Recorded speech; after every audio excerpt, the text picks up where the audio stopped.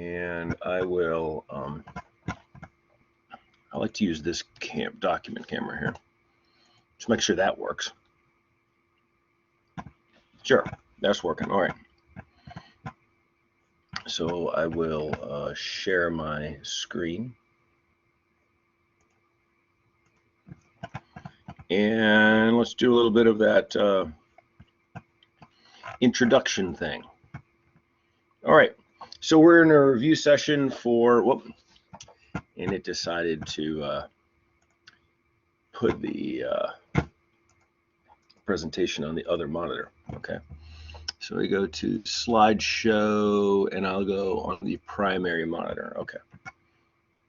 Kaboom. There you go. All right, so welcome to the Exam 2 review session. I'll do with a little bit of an introduction here, and then we'll start looking for some problems, because that's the whole point of this, is to solve some problems. If your professor is using the equation sheet that I use, and I've shared that with the most of the other instructors, this is the section of the equation sheet that we're dealing with for this exam, right? Newton's second law, linear momentum here, where we have principles of work and energy, power and efficiency. Here you go, here's the principles of impulsive momentum down here, and here's our oblique central impact with the coefficient of restitution. So that's the kind of, this is a section of the equation sheet that we should be looking at, and the tools that we're armed with. So ask yourself, self, and see, that's funny because I just said self right here.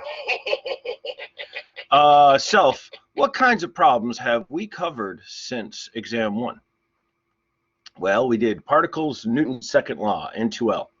So this is all particle kinetics. And in there, so class 6, which is like homework 6, we had F equals ma. We used rectangular coordinates. In class 7, we used F equals ma with path and polar coordinates. We had particle work energy.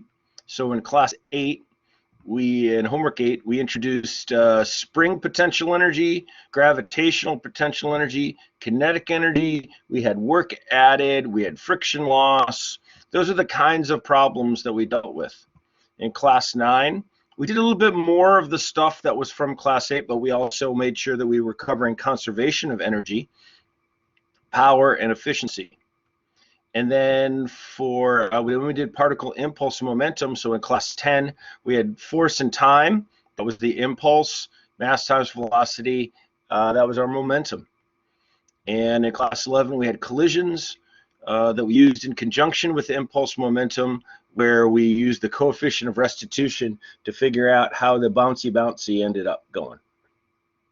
So a student asked me in an email earlier today, how do I, what can I do to prepare for this exam?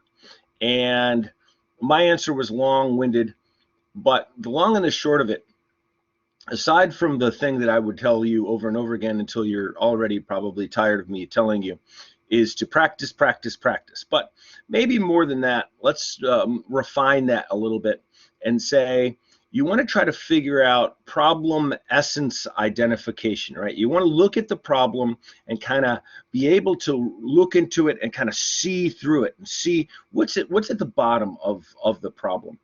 One of the ways to do that is to go backwards and to reflect on the homework problems now that you've seen the solution, and kind of see, okay, here's what essentially happened. And what I really want to emphasize is, do not think about the steps. Don't think, oh, these are the steps to follow, because that's wrong thinking. That's like high school thinking. That's like maybe freshman year thinking. Now you're going to be an engineer, and you're going to try to apply concepts. So you want to think about like solution strategies and application of concepts. So yes, in a problem, you can write down the steps.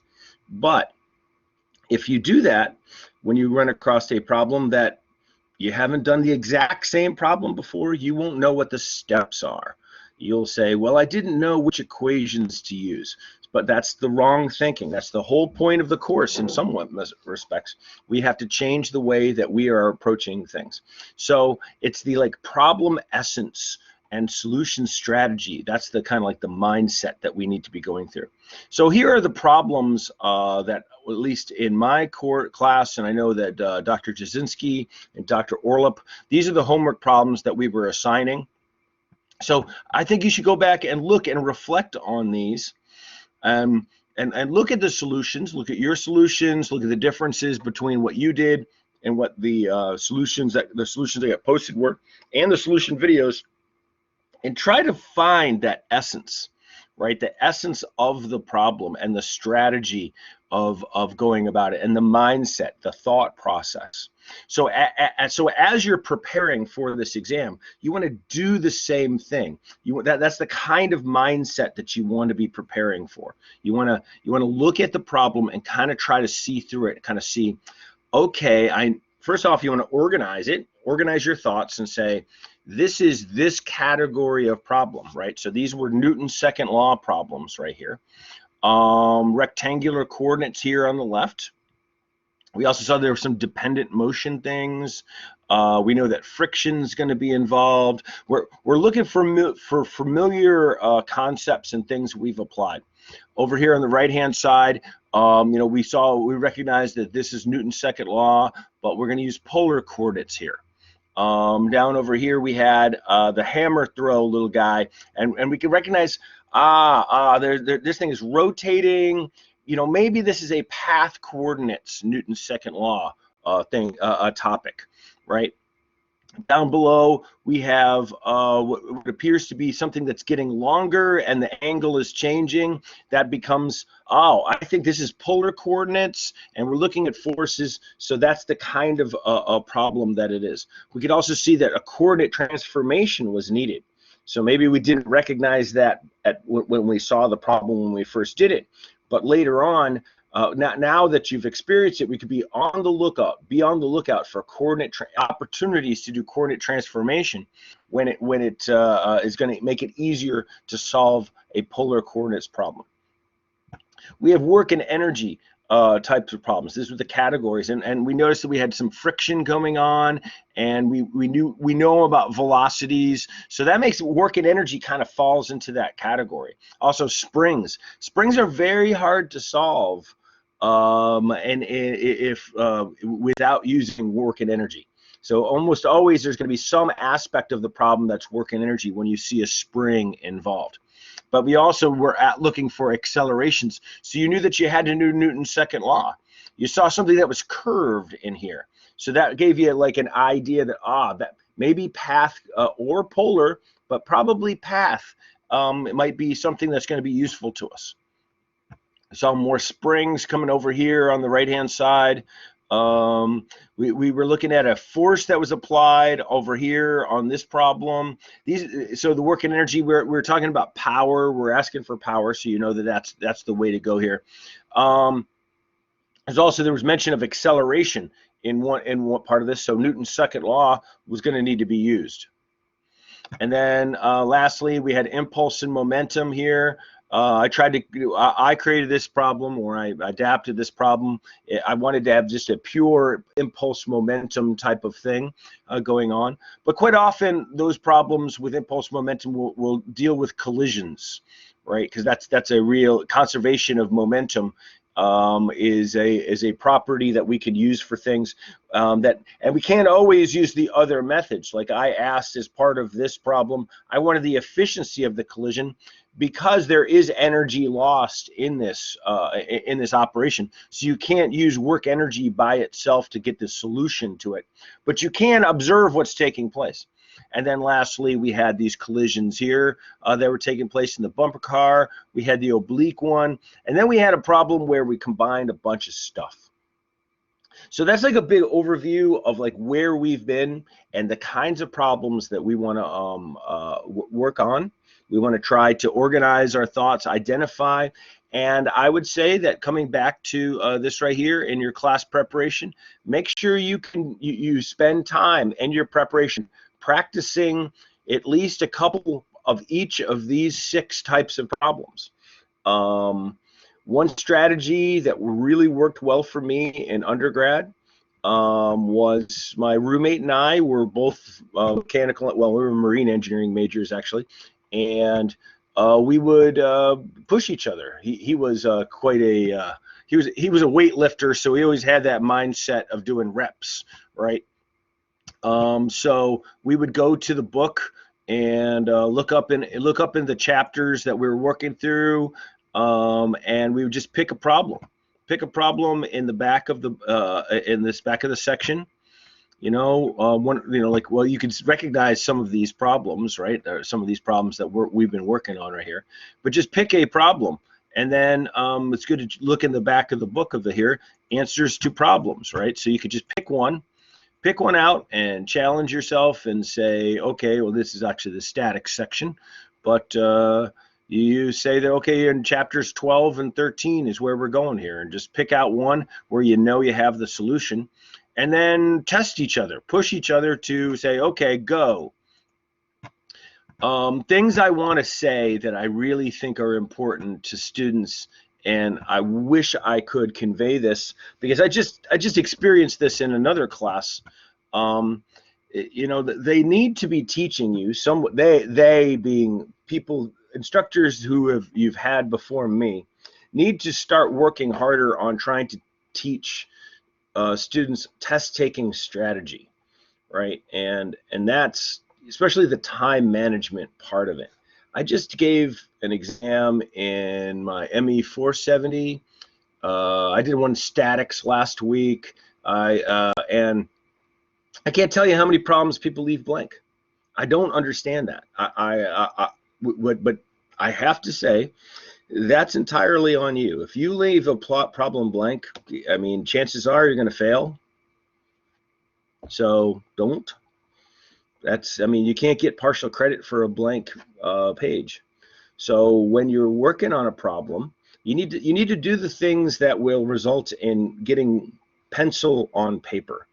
And that is, don't sit there reading the problem and pondering, right? That's wasted time. Start writing things down that you know from the problem. Keep moving, keep getting the pencil moving, and if you find yourself just stuck, go to the next problem. Just, don't despair.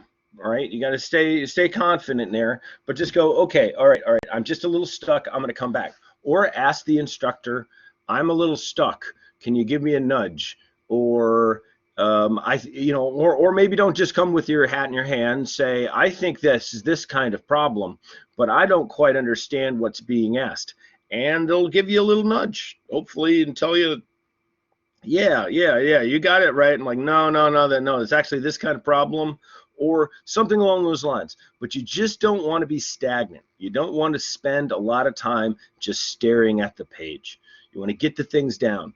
And that thing I was saying about the essence, right? Looking for the problem essence. Don't think that by staring at the problem, you're going to suddenly have a revelation that's going to occur. You want to get that revelation while you're writing things down, right? You want to write the diagrams, write down the essential equations, put down things onto paper, and you want to practice that way. Because if you're not practicing that way, there's really little chance it's going to happen during the exam, right? We play like we practice. So with all of that in mind, let's pick some problems. Does anyone have anything from here that you say, I would like to see a problem of this kind?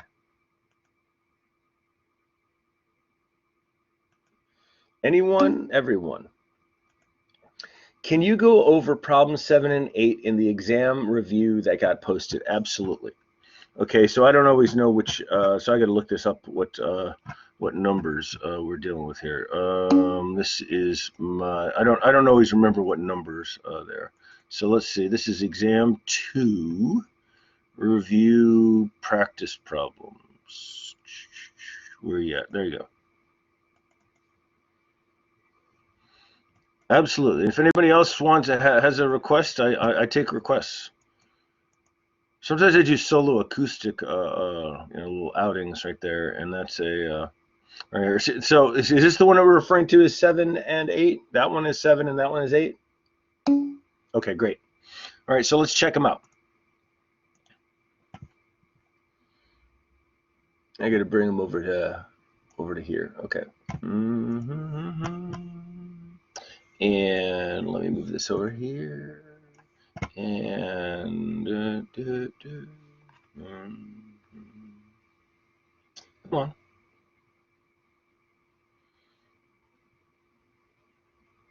My computer is lagging here. So I got to get some better room over the garage Wi-Fi right here. And because I have them available, I will quote unquote cheat and look at have the solutions ready to peek at if I so choose here.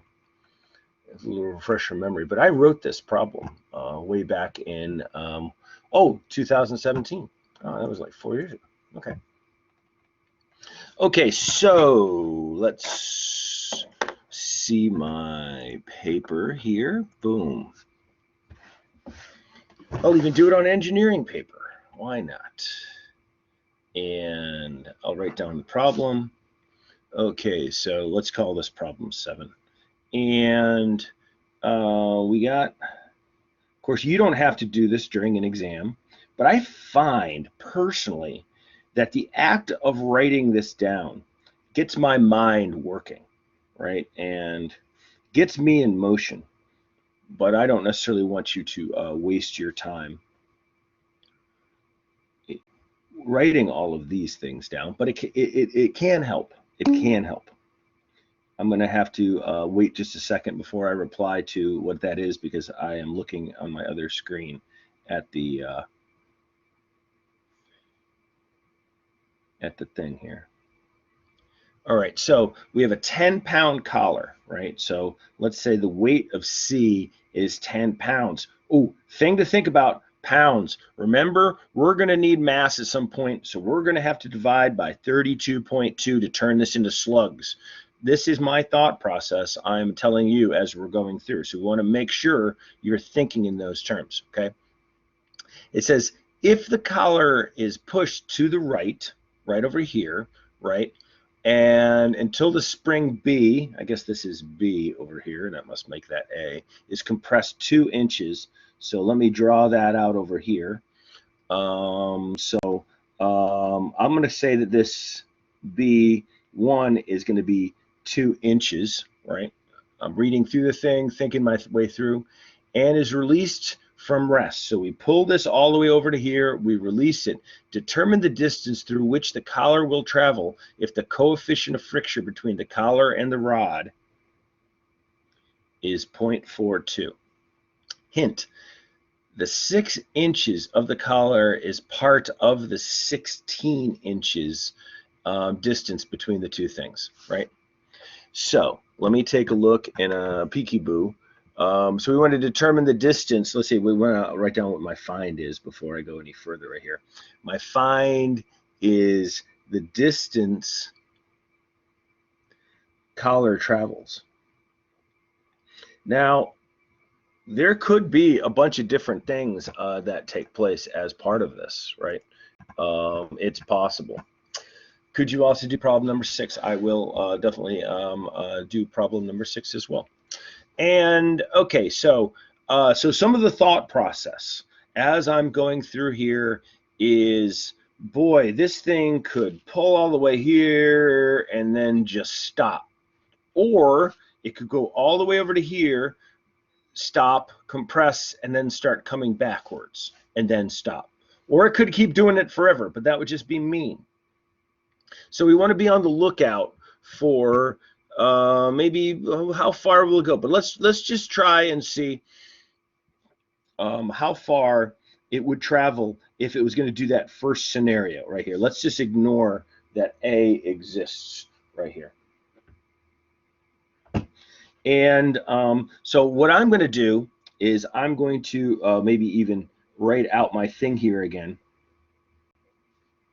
because I like to label. And I'm going to say that right here is going to be the beginning of the thing where we have our compression right in there of del 2. That helps me remember of the piece right here. And that we're going to have some other state over here. So this is going to be like state 1, and this is going to be state 2. So when I go to work, and I know this is going to be work energy, I think because we were told we had to, but it also, because we have a distance involved, it's and we know that there's forces and distance. Force times distance is work. That kind of tells us that it's a work energy, even if we weren't told that we should do that. The first thing after I maybe decide what my date, if this was gravity was involved, I would have created a datum for the work energy, but it's not that kind of problem. But I would write out this right here. Now, some people will, from some of the classes, won't be using the designations that I am. They'll be slightly different. But I prefer this to using what the textbook uses. They use what, T and V, and do they use W or do they use U? Anybody kind of tell me, do they use W or U? I can't even recall anymore. A W or a U for work? They use U. Okay, U makes a little bit more sense to me. But anyway, you might be seeing it along these lines right here. But I prefer this because that's tension. Capital V, you can't tell the difference between capital V and capital and lowercase v a lot of times. I use U because W gets used for weight so much right here. But anyway, this one, there's a lot of other books that use this right here. There's a lot of books that use that too, but I think the T is kind of weird. I don't know. But anyway, then I start going down my list for my states, right? State 1. We read the problem, goes, starts from rest, 0, right?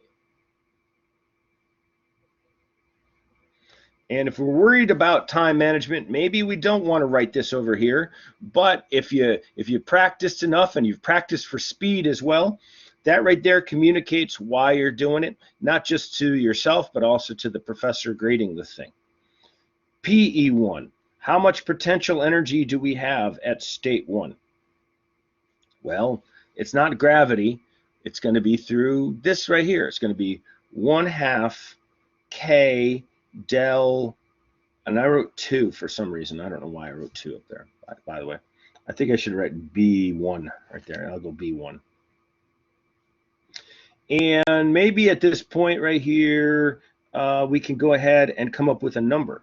Some people like to wait, but I'm going to go ahead and put a number in there and just solve for it. Why not?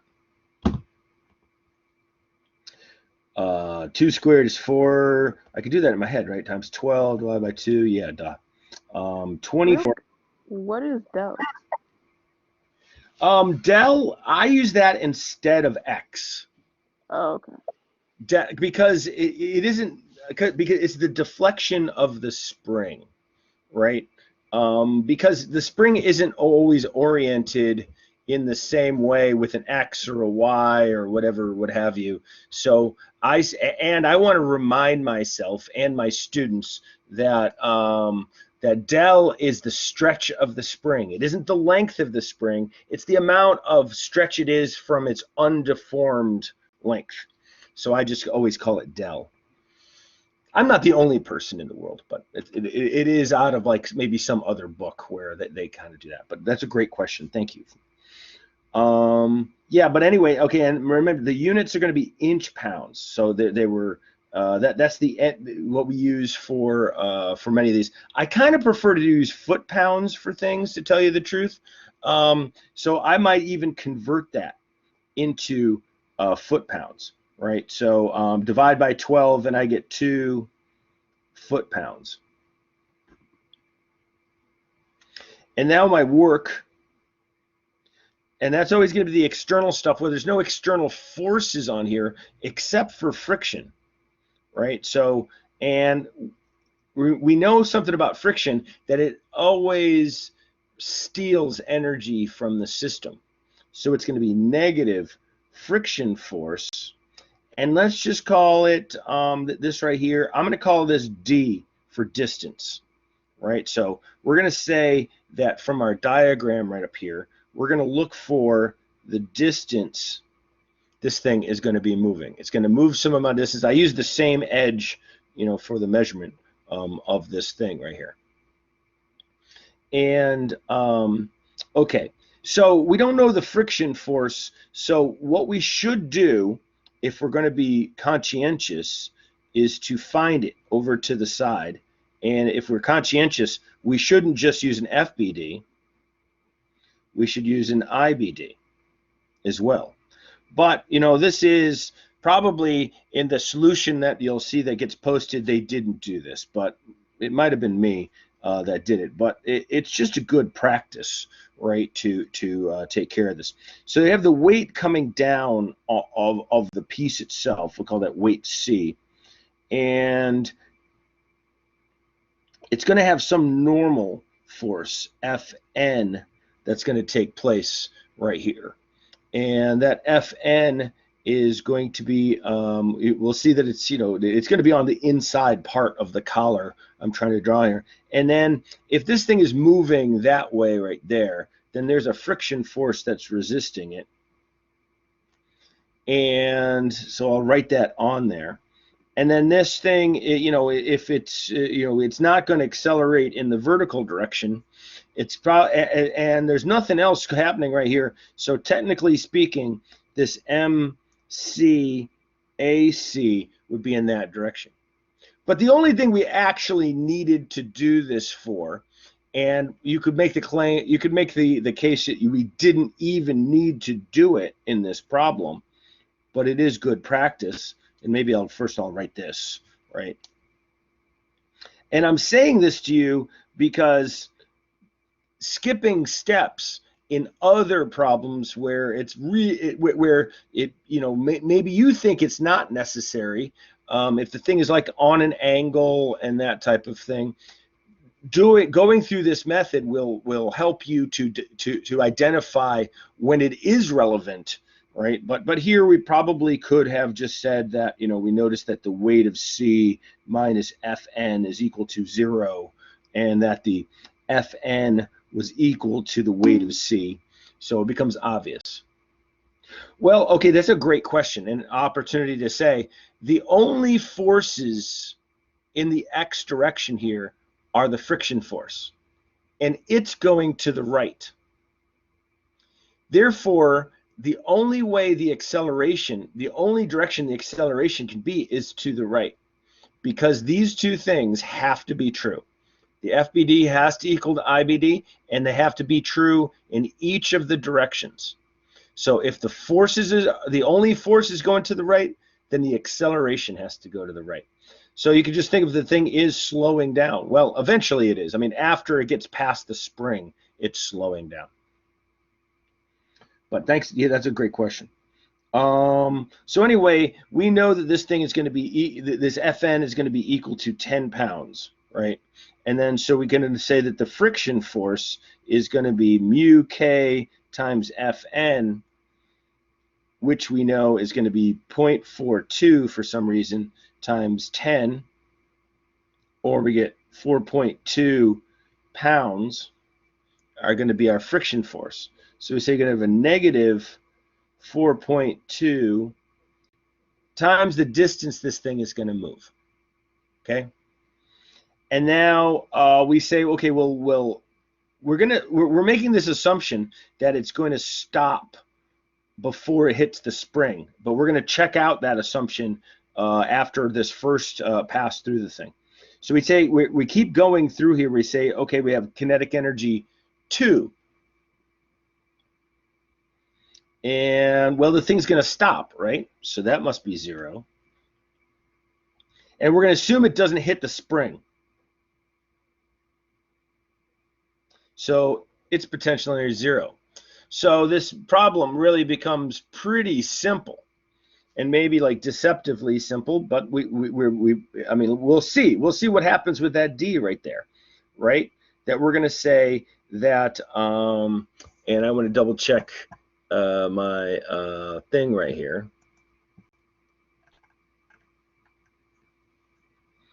And I did turn this into foot-pounds, but I can stick with my 24. Now that I'm looking and seeing everything here, I see that mass doesn't become an issue, right? We have 0 for our kinetic energy, and we'll go 24 for our potential energy.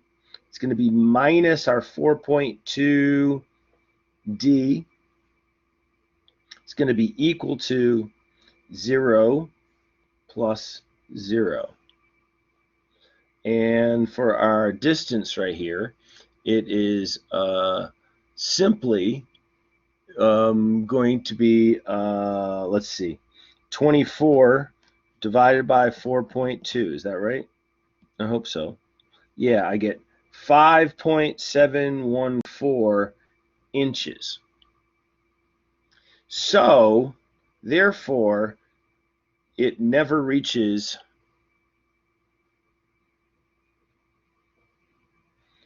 A, right? It never reaches spring A. And thank goodness, because that becomes a more difficult problem.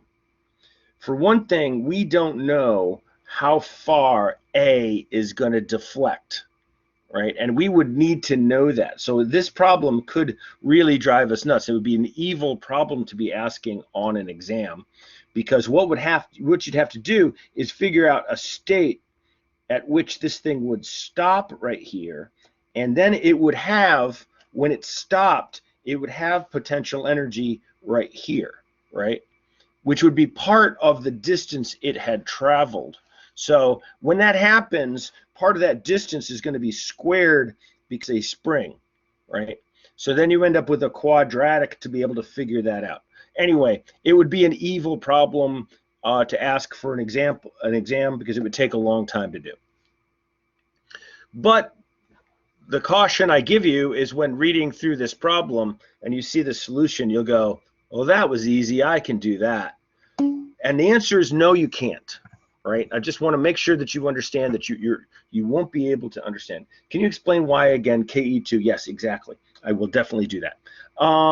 Because, okay, so in the nature of the problem right here, they ask when it comes to rest, right? Let me double check. Let me look at the way the problem, let's put it up right there, right? Okay, so it says, so the distance through which the collar will travel, right? So we want to know the distance this thing moves. That implies the thing has to stop, right?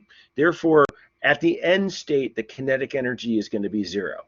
Also, there's no way that there would be any potential energy when it stops because, well, I mean, maybe it could. Maybe there's a way at which we would need to know some kind of static friction maybe. I don't know. I'd kind of come up with a scenario, but there's no real way that it would bounce up against the spring and then kind of stop and still have some spring potential energy.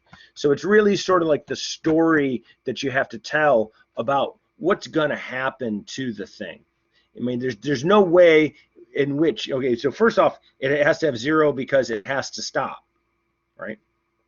And I keep making hand gestures, and you can't, with my other hand right here, and you can't see me, so I hope my camera's not broken on my laptop.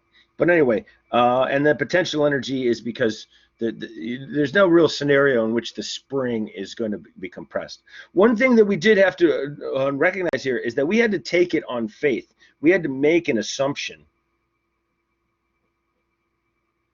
Assume it stops before A. So there's a certain amount of faith that we had to have when we were going through there in that mindset. But we don't want, you know, we want to practice this way too. You know, we can complicate stuff by overthinking, and that's a real hazard during an exam. So you want to make sure that we're trying to go for clarity of thought here, and sometimes just taking a little bit of faith that we're like, okay, it's going to be all right.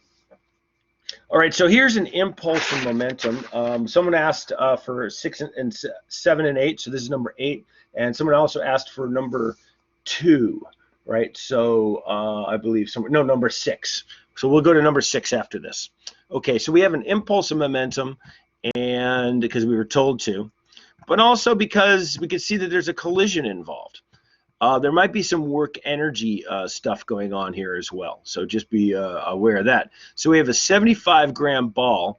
It's projected from a height right here of 1.6 meters with a horizontal velocity of 2 meters per second and a bounce and bounces off of this thing, which weighs 400 grams and is smooth, so it doesn't have any friction, and is supported by springs. Knowing that the height of the rebound is 0.6, determine the velocity of the plate immediately after the impact and the coefficient of restitution between the ball and the plate. Okay, so there we go. Boom. So let me look over here at this. Let me look at the problem. Okay, drawing the thing out. This is number 8 right here. We have a little ball. Beep, beep, beep, beep, beep, beep. It's going to drop down. It's going to hit this guy. He's got springs. And he's 400 grams. And he's going to bounce off. Boom. And at some point, he's going to have a height right here off of this of 0.6 meters. And this one right here is 1.6 meters. And the ball is 75 grams. And it's traveling initially at 2 meters per second. And everything else. All right, so we want to go to the find.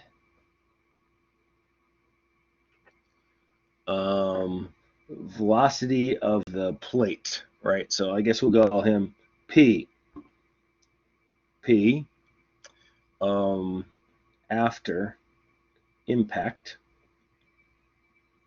And B, we want to find the coefficient of restitution. E, I like to call it core because it looks cool, I think. Okay, so we could go a bunch of different ways to try to find the velocity of this ball, but let's just use projectile motion, or the simplest of projectile motions.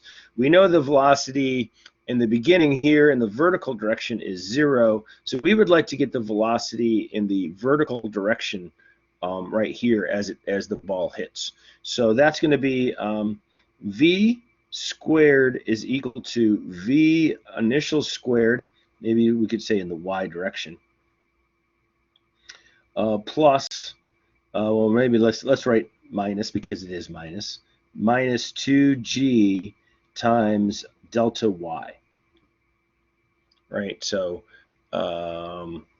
putting through there, right there we have 0, right, minus 2, and this is in metric stuff, so 9.81, and the distance that it has traveled is 1.6 right there, right?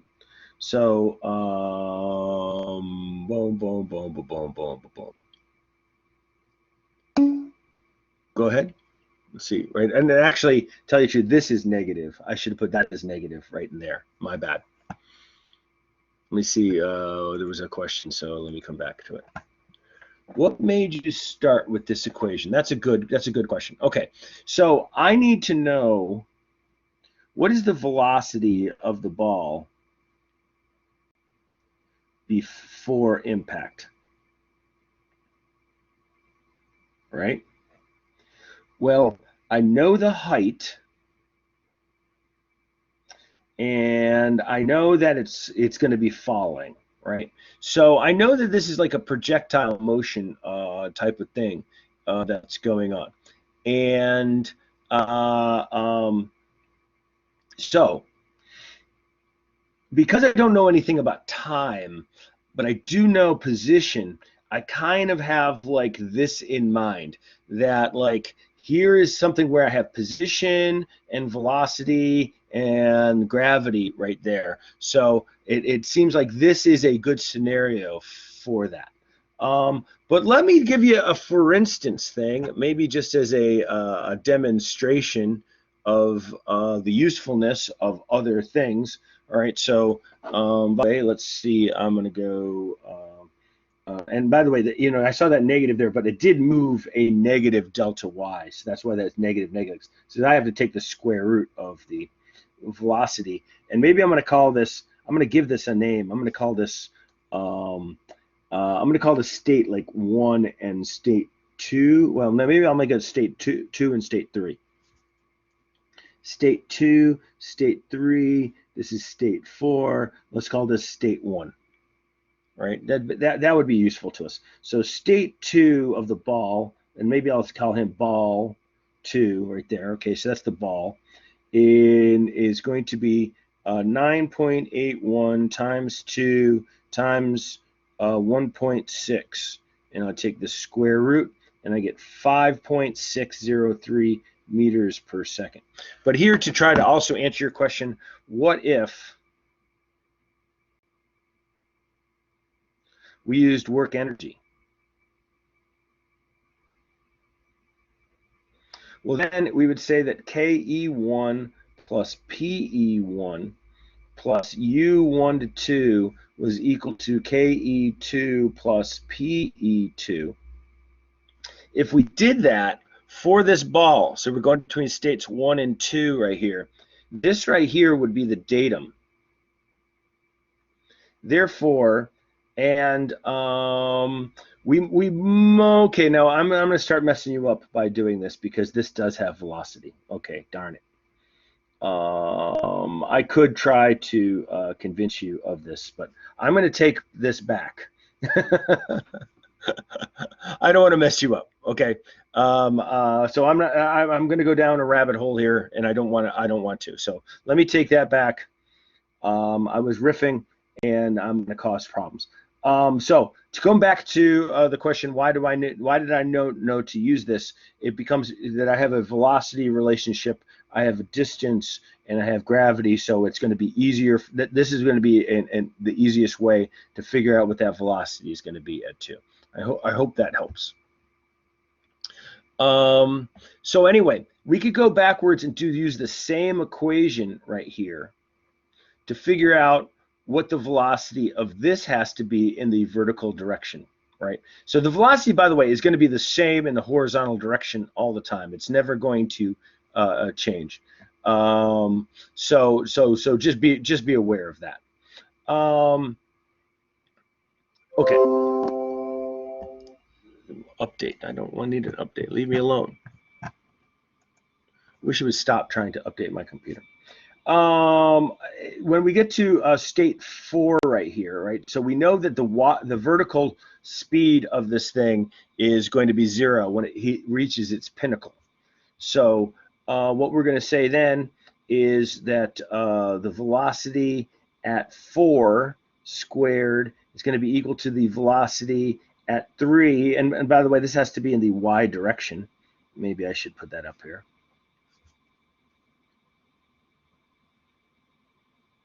I'm not being consistent in my thing right here. So this would be the velocity at 4 in the y direction, and the velocity at 3 in the y direction squared minus 2g, and this would be maybe we would say that it would be y 4 right here, y4 minus y3. Yeah, I think so. Okay. That's, if we were going to be consistent with the thing. We know at y4, at point 4, this is going to be 0 because it's going to pause when it gets to the very top right here. So we can get v3 squared minus 2 times 9.81, and that's going to be 0.6. minus 0, right? I'm just going to say that this is where I consider it to be 0. So I can find what V3 in the y direction is going to be by, once again, taking 2 times 9.81 and then multiplying now this time by 0.6 and taking the square root. I find that we have 3.431 meters per second.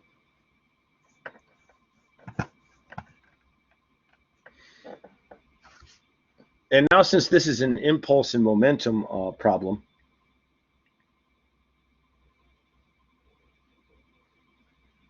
I'm going to do my impulse momentum diagram. So I have before, impact,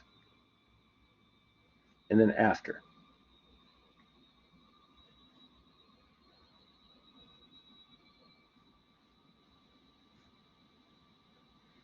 And I'm going to recognize that the solution when it gets posted probably doesn't have necessarily have this diagram in there, but I think it should.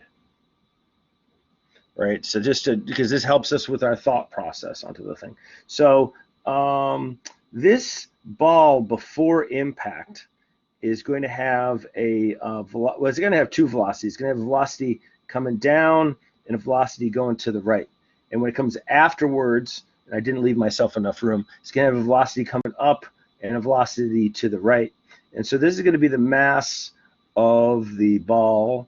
Let's see, I decided to go B times V, and I guess I'm going to say that this is going to be V.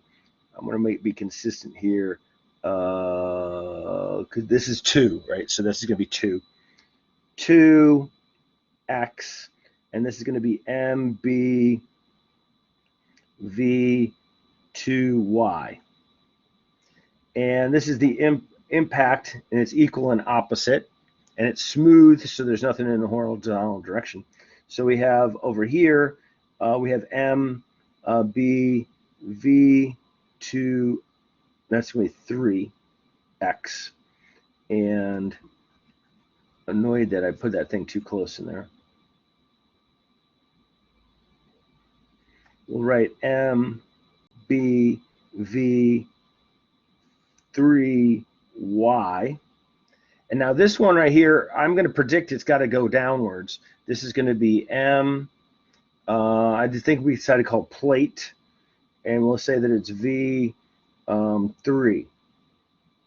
And it's entirely going downwards right there, so I think we're okay right in there. Right, so if we're going to do the impulse and momentum thing right here, right, we would say that the summation of these 1 plus this right here is going to be equal to the summation MV 2, right? That's like the fundamental thing that's going on over there.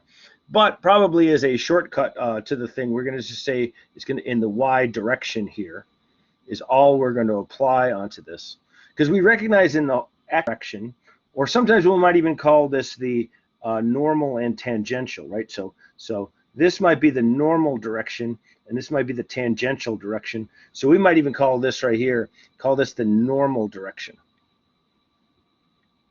in an impact situation. So we would say, first off, we're going to have MB, and this is going to be times a negative V 2y, negative because it's going downwards. Or maybe I should make, I guess I called that positive, so maybe I'll make that, yeah, sure.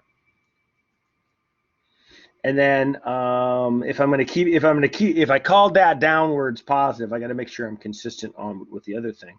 I'm going to say that we have M, B, V, and now so this one's going to be negative because of that.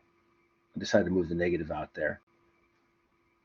And then this one's going to be positive, plus MP, and I just decided to call it V3.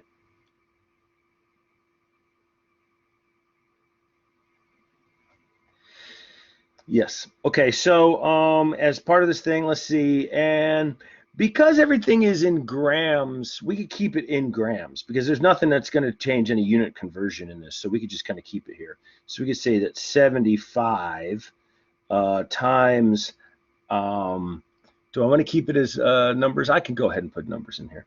75, and it's going to be 5.603. It's going to be equal to this negative, and I said it was 400 grams, right? Times my V3.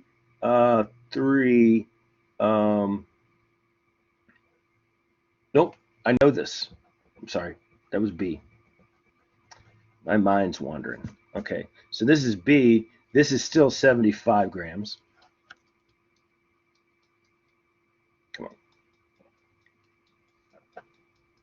There you go. 75 grams. And we actually know this direction right here. So that's going to be our 3.431. And then we're going to have, okay, so now there's going to be plus our 400 grams. And here's our V3. I should make this thing some kind of designation for what that is. That should be the VP3. So then I can find the velocity of the plate. So VP3, so that's going to be, let's say I have 75 times that. One second, I heard a bloop, but I will come back to it. 75 times that. But it's, now you notice that was minus, so when I bring it over here, it's going to be plus 75 times that. So I'm going to add them two together, and then I'm going to divide by 400. And I have that it's going to be 1.694 meters per second. And it's going to be going downwards. So that's part A. That's part of this. All right, let me see. Where are we? Where's my mouse? Can you move the page up? Oh, I'm sorry. You don't have to convert to kilograms because we have mass, and mass. You notice that all the units are going, as long as you're using the consistent units, you're going to be okay. If you had to answer with an impulse that was in newtons, you would definitely want to use, if you had newtons and seconds as part of one of the things in there, you definitely want to turn it into kilograms. Sorry about the page thing. All right, so now we have that was part A, but we also want to find the coefficient of restitution. All right, so the definition of the coefficient of restitution, we could look up the equation, but we can also just remember that it's going to be the relative velocity afterwards divided by the relative velocity before, right? So the relative velocity after is going to be V, let's say, I guess it's B3. I got to be careful now. I got to make sure. And I guess I'm going to use Y as part of this, right? Minus the velocity of the plate, and right there. Okay, that was always going to be the Y direction. And then we had the velocity of the plate before impact minus the velocity of the ball and the second right there, right? Okay, so now we got to be careful in the signs. This is the equation right here, but now we got to use the signs that are correct. All right, so it's easier for me to think of it as up and down, right? So I'm going to go ahead and say that the velocity of this third, of the ball in the thing. Let me call that up because we know it's going to be upwards of 3.431. We know that the plate is going downwards of 1.694 right there. We know the plate is 0 right in here. And we know that the ball is going downwards in the beginning at 5.603. You see what I mean about the signs? This is the equation, but we'll make sure we use the signs for what the actual directions of these things are going to go. And by the way, this should be something less than 1. Otherwise, we've got some magic taking place. 3.431 and 1.694. And so that's going to be added together. And 5.603. And we divide it. And we get that it's going to be 0.9147 is going to be our coefficient of restitution. And let's see if I did anything wrong. Yep, I got it right.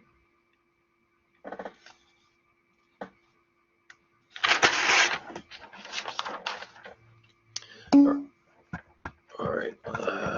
Gosh, this cable is in my way here. Let's see. Where does the negative 1.16 1.6 should be 1.694 came from right up here. No problem.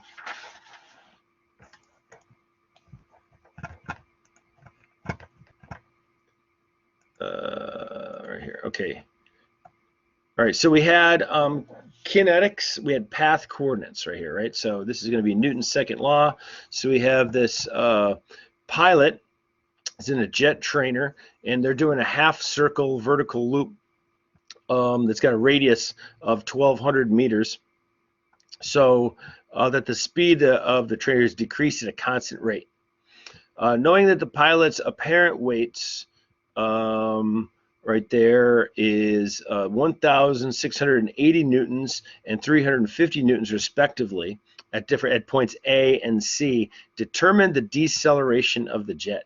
Yeah, good problem, because it turns the problem upside down on its head, and that's just very aggravating, right? But it forces you to actually think through what's taking place. But we can recognize that it's going to be Newton's second law that we're going to have as part of this right here. All right, here's 6 taking place. So let me do a quick sketch of the thing right here. Not a great sketch, but a sketch. Here's A, and here is C. Here's B for some reason, and that was a terrible arc right there. But we do want to notice that that A is in the curve, right? So I really kind of want to make sure that when I'm drawing this right here for you, that you're appreciating that we have started the curve, right? This is not in the straightaway, but it has started to make the curve right there. Right? So there you go. It's a terrible airplane. So anyway, the things that we know right here is that the mass of the pilot is equal to 54 kilograms, which I don't think is a lot. I don't think this is a pretty light pilot. And that the loop has a radius of 1,200 meters, and the pilot's apparent weight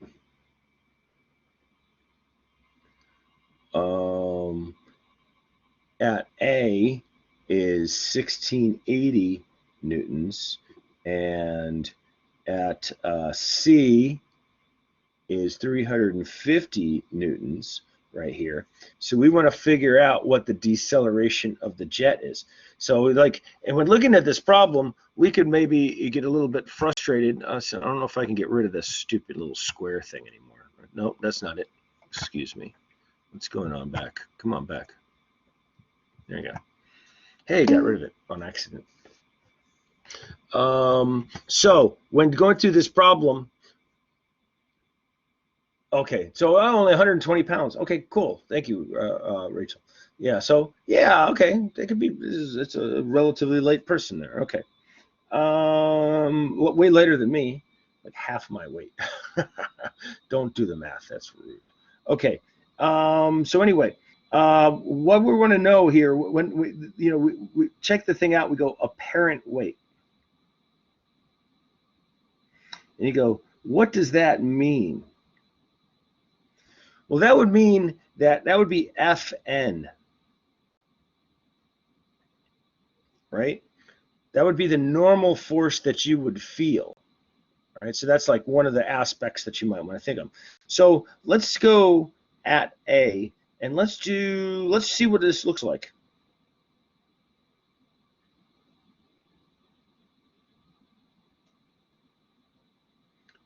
Let's make an FBD.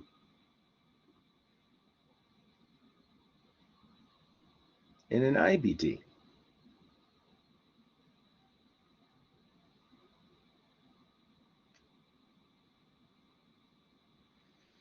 And that's going to be at A right there, right?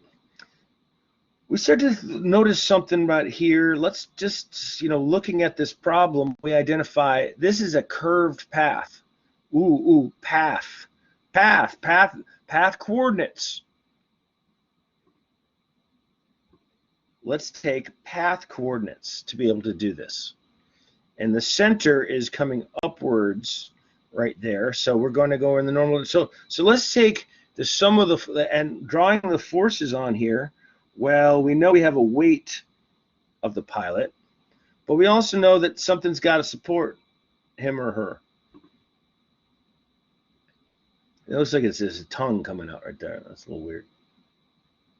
Well, if they are going around right here, they already told us they were decelerating right there, right? So that means that we're going to have a mass times an acceleration here, but that's our tangential acceleration.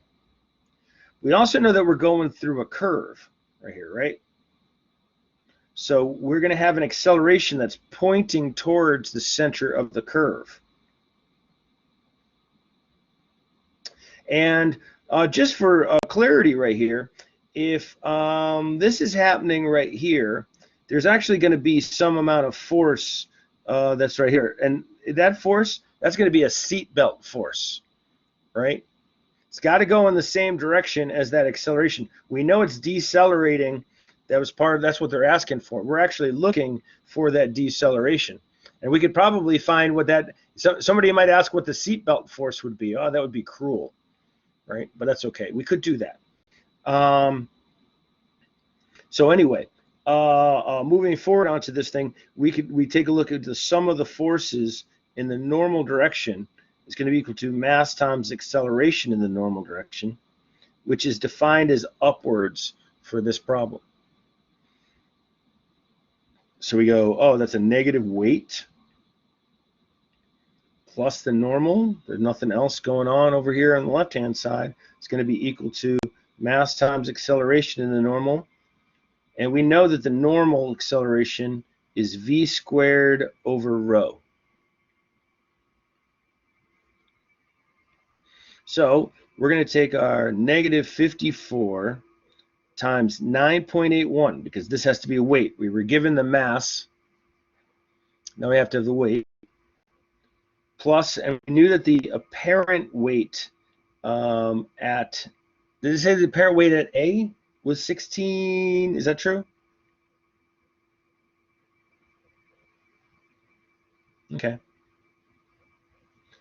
54 times V, and let's call this A because it's happening at A, divided by 1200.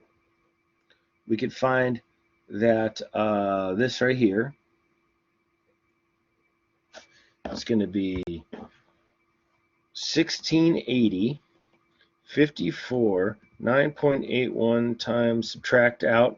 I'm glad I got a positive number. Divide by 54 and multiply by 1200 and take the square root, and we get 159.9, and these are meters per second. Then let's take it at C.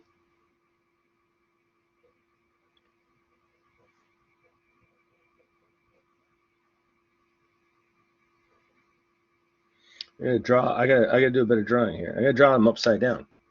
That's like a challenge here.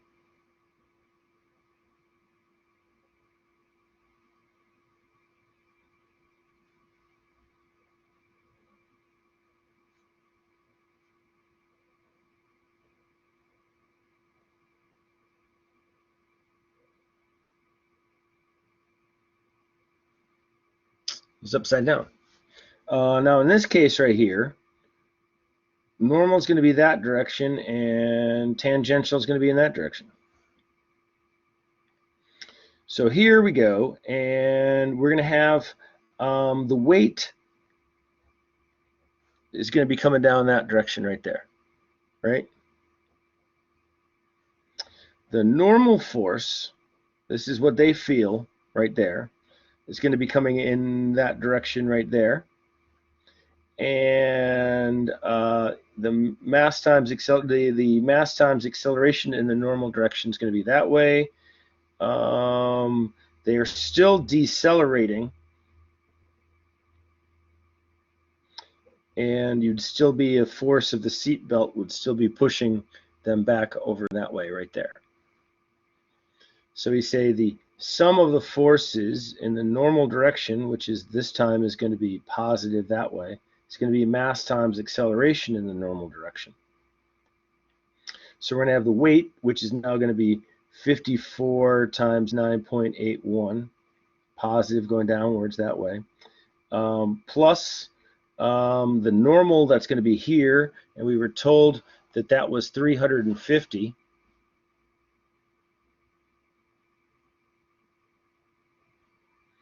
And 54, and we still know that the AN is V squared over rho, so we could say that the beginning of V, I guess this is C, this is at C squared, and 1200. So let me see if I did everything right. 54 times 9.81, right, and then plus 350, and then divided by 54. Multiply by 1200, take square root. Okay, we got 139.8 meters per second.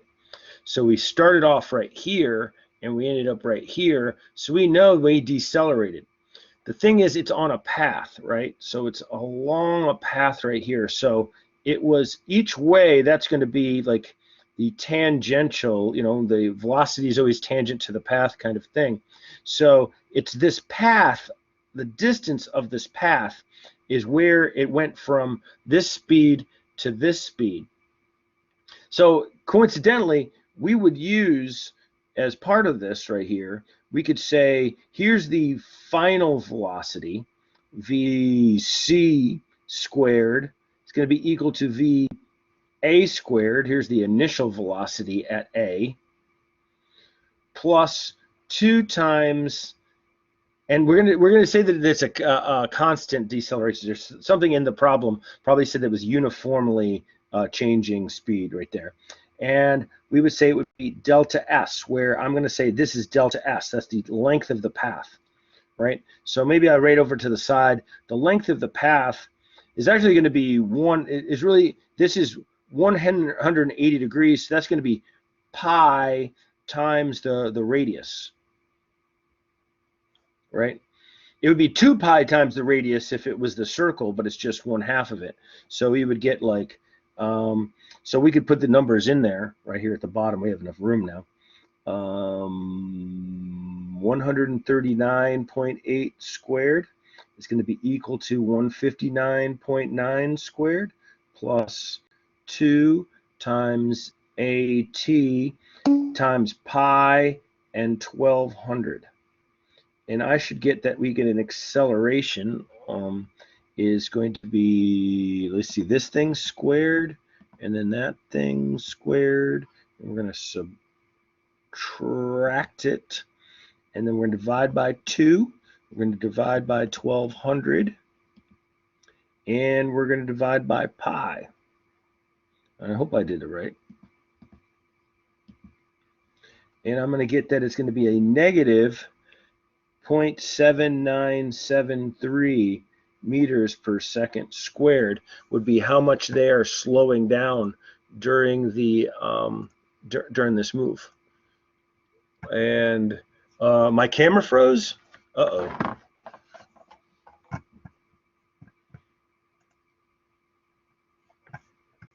It shows it okay on mine. Okay. I'm sorry to hear that. Hopefully you can figure out what happened as part of that. And we got the right thing. Whoopee! Yippee! Yay, hooray! We deserve a cookie. No problem. I hope it gets fixed. All right. Is there any questions on this one?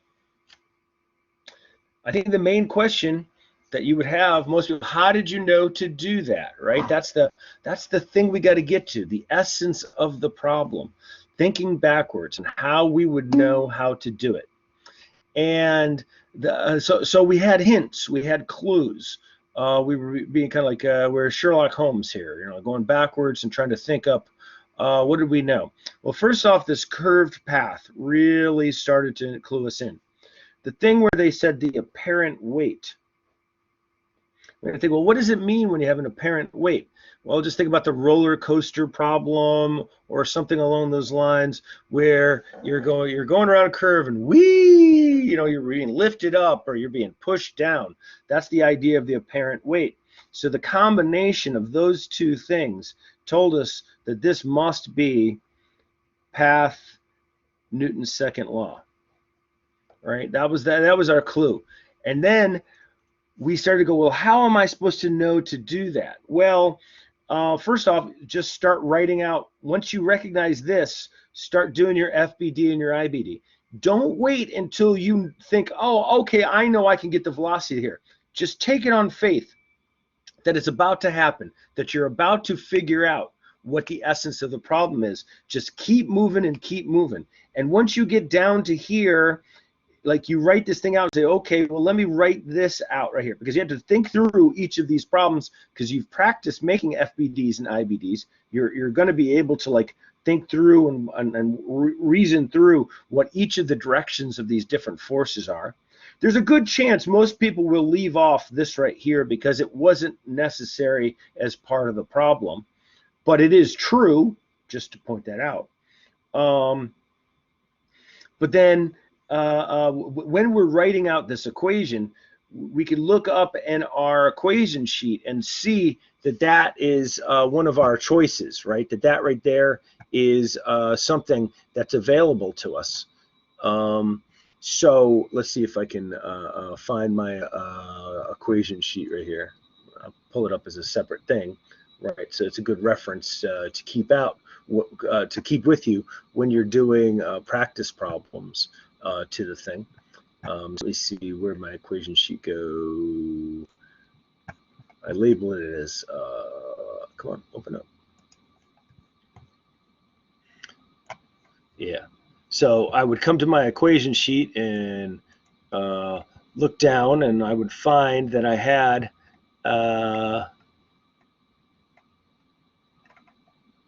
my acceleration right here, right? I'd find this guy right there, that my acceleration in the normal direction was v squared over there. And then that would start to give me a clue like that. Hopefully the light bulb turns on, maybe right here at this stage. This is our thing. We want to try to get so that light bulb turns on. We want to measure with an exam how well your light bulb turning on ability is coming. So it might be like once you get to right here and recognize that light bulb turns on, say, I can get the velocity here. Oh, if I can find the velocity here and I can find the velocity here, then I know I can find the deceleration, right? So this might be the time when it goes on. Or it might be that I got a velocity. Oh, I still don't know how I'm going to get deceleration. Okay, that doesn't matter. Just keep moving. Let's try it at C, right? So maybe somewhere lower does this take place. Maybe you get to the spot where you can, okay, I got a velocity here and a velocity here. I said, well, but I don't know the time, but that's taking place between these two things. What do I do? Maybe it's then that you start to like, maybe it's then you ask a question of the instructor, or like, I think I got it, and but maybe hopefully because you've practiced, you remember, oh man, this equation right there is always burning me. I'm always forgetting that this thing exists when it comes to kinematics.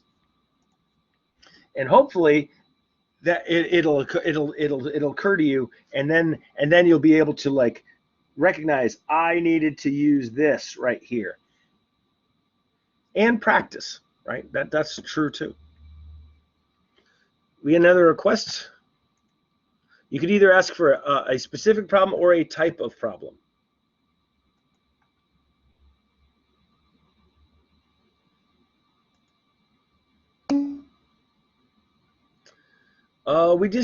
Did we just do question 8? No.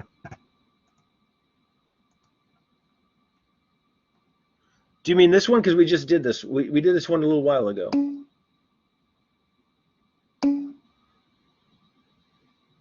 Oh, the one with the hockey pucks? Or are you talking about homework 8? No. Which is the one with the hockey pucks? Let me see.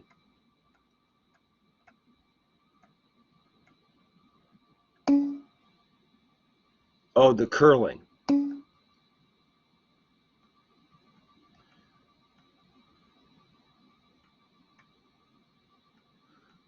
soccer ball. There you go. Okay. Yeah, curling. Yeah, we're not Canadians apparently. You know, that's fine. I don't know. I don't understand the whole thing with the brooms. I don't even know how that works. But anyway, in the Winter Olympics, the curling team decides to try to hit their own stone and get both stones into the circle. Dr. Alicia Garcia wrote this problem. I know she did. Just before impact, the magnitude and direction of the stone velocity is as shown. The coefficient of restitution is 0.6, and each stone weighs 40 pounds.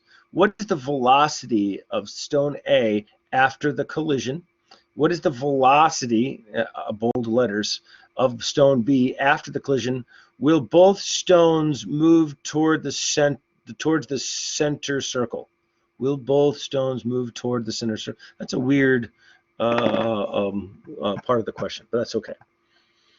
She's a friend of mine, so I forgive her for asking the weird. That part of the question just strikes me as weird. Like, didn't you just answer that? I mean, like, okay, all right, whatever. All right. And she has her distinctive handwriting in her solution there that I can see. All right, so I'm not even sure what number of problem this is here, but it has target. And kind of weird how she drew the thing over to the side over here. I don't know.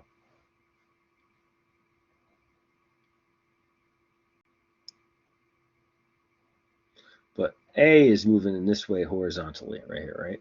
And that's like 30 degrees, something like that. I didn't quite make that look horizontal. All right, so this is A and this is B, and both of them weigh 40 pounds. I think it's going to cancel out. A lot of times when these kinds of problems, we recognize that they cancel out when when you have the impulsive momentum. Okay, oh, and this is 4 feet per second. VA, I'll call it VA1. I like giving them numbers instead of giving them the prime after the thing. I don't like that. Okay. Coefficient of restitution is 0.6. We want to find what the velocity of A2. B is the velocity of B2, and C, some silly question, center? Moves towards the center or go towards center? It's a silly question.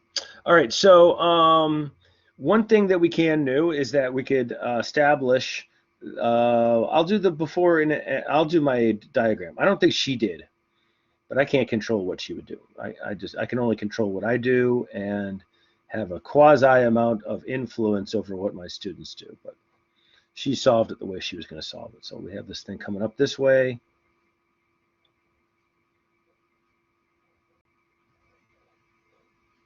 They should be touching each other right there. These diagrams really help. I swear they do. So we're going to have the normal is in this direction. Right? The normal passes through the center of these. The tangential comes right in there. This one has, I'm going to draw it this way right here. Has mass of A times the velocity of A1 normal, mass A, velocity A1 tangential. Well, you can't see it. Okay, there you go. Kaboom, earth-shattering kaboom. I still haven't posted the clip. I got to find a YouTube clip of Marvin the Martian saying earth-shattering kaboom. That was a terrible imitation, just so you know. After the impact, we know that the MAVA2, this is going to be equal to that. everything stays the same in the tangential direction. In the normal direction, this thing is now going to have some, so that's going to be MB V B2 normal direction. And I think I can predict. Sometimes I don't predict. I just would like maybe make this and keep it going in the positive direction, but I am going to predict this one. MAVA2 normal. Right there, right?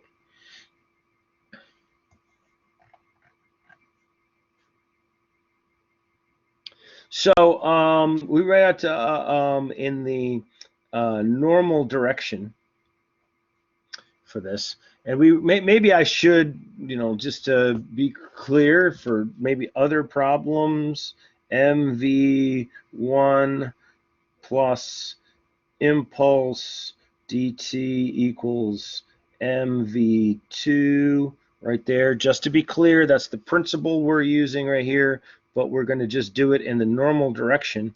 So we have MAVA1 and nothing else happening right here. This cancels out right there, so it is end up equaling everything that's over here. But we notice that I have a negative direction, so I put the negative right over there. VA2N plus MB VB2N. Noteworthy, the mass of these is also going to be equal to each other, right? So that they will all cancel out. That's kind of convenient. Something I didn't do and I could have done early on is turn the known into my my normal and my tangential. Remember that it was actually moving in this direction, and that right there was 30 degrees. So I could have written someplace in a nice convenient spot. I'll put it over here. VA1 normal is going to be equal to 4 times the cosine of 30 degrees.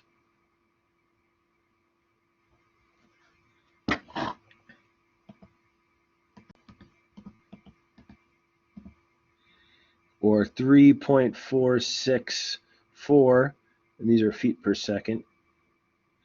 And VA1 tangential is just going to be the 4 times the sine of 30 degrees. So I could have done that in my head if I could have just remembered. Sine of 30 is 0.5. But anyway, so I have that. And so if I'm going to put this in as fill in stuff in there, I'll say 3.464 is going to be equal to negative VA2N plus VB2N. So that's going to be like the first equation that I have. I have two unknowns, one equation, one unknown, but now I use the coefficient of restitution. And I write the thing out. Now remember that this, you could look up the equation in the equation sheet, or you could just remember it's going to be the relative velocity afterwards divided by the negative, the reverse of the relative velocity before, right? So we would say that it's going to be VB2N minus VA2N divided by VA1N minus VB1N. Remember saying that the B and the A, they flip-flop. So this is going to be equal to 0.6, we were told.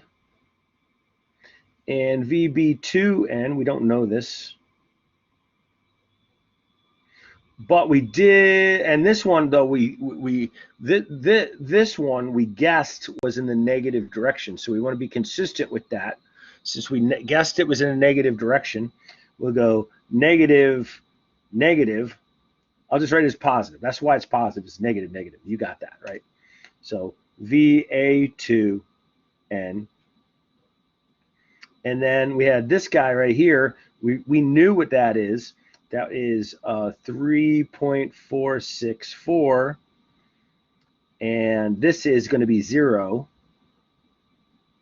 So what we end up with is we could write out another equation. I'll take 0.6 times my 3.464 and times 0.6.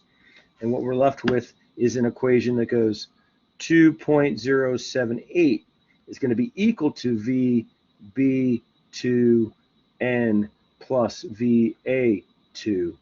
And that's going to be my second equation. So I have two equations and two unknowns. And I can just plug them in and solve. So now you get to see me flim-flam all over the place and try to do that. VB2N is going to be VA2N plus 3.464. So I plug this guy back into right over there, and I get 2.078 is equal to VA2N plus 3.464 plus VA2N. So I get VA2N is going to be equal to, and I may have actually assumed that it was going in the wrong direction, or I may have messed something up. Let me see. Yes, I actually made a mistake when I made this assumption. Silly me, but that's okay. I get a negative number and I learn from my mistakes. 3.464. I subtract that out and I divide by 2, and I get a negative 0.6928 feet per second, which is 0.6928 feet per second, and it's actually going that direction. Whoops, sorry. So, all right, but then I can put him back into, make sure I put him as a negative when I go back in. So I'm going to stick him back into here and say that my VB2N is going to be equal to my negative 0.6928 plus my 3.464, add them together, and I get 2.771 feet per second, and that also is coming upwards in that direction. So I'm not done just yet. I need to have my total velocity onto the thing.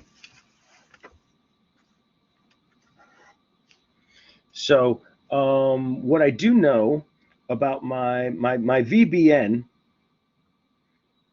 or just VB2, right, is entirely equal to this right here. So the answer to this one should be 2.771 feet per second. We asked for velocity, so it's coming up, and it should be going 30 degrees. Now VA2, excuse me, we could express that maybe this way right here.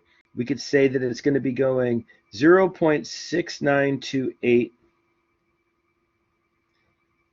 We don't always go this EN plus, and as we had drawn the thing before, it was still going in the negative tangential direction as I had drawn it, actually, of 2,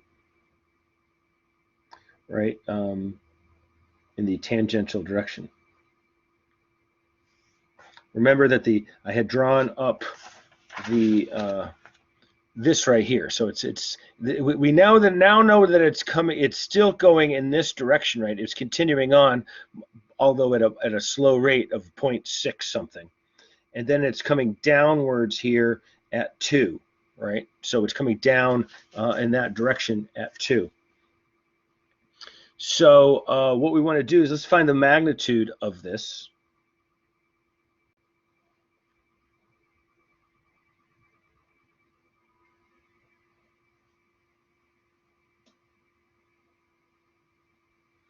So we get 0.6928 squared and 2 squared, which I should have been on my head. And we get so that it should be 2.117 feet per second. And let's find theta. Got to remember this angle is going to be related to this coordinate right there, right? So it's going to be, if I'm going to take, what I'm going to find right here is I'm going to find this angle right there, right? That but remember that I got to get this angle the right way right here. That this is from 30 degrees right there, right? Onto the thing, right? So we might want to be careful right there and say that whatever we take, well, whatever we find this angle, in this case right here, we're going to subtract that from 30, and that's going to be the actual angle, or something along those lines, right? There's got to be on the lookout for this. So this is actually going to be we'll take, once again, this is the normal, and this is the tangential. So we're going to actually have, if we take the tangential over, so we take tangential over the normal. So you got to think these things through when you're putting them through, or we could do a coordinate transformation, either way that we could do it. So I'm going to take the tangential, which is 2, over the normal, 0.6928. So 2 divided by 0.6928, and take the inverse tangent, and I get 70.89 degrees right here, right? So it's a pretty substantial thing right there. But so it's beyond our 30 degrees, so it's somewhere down here. But we want to subtract out the 30 from that. So what we end up finding is that this is going to be 2.117 feet per second, 40.89 degrees.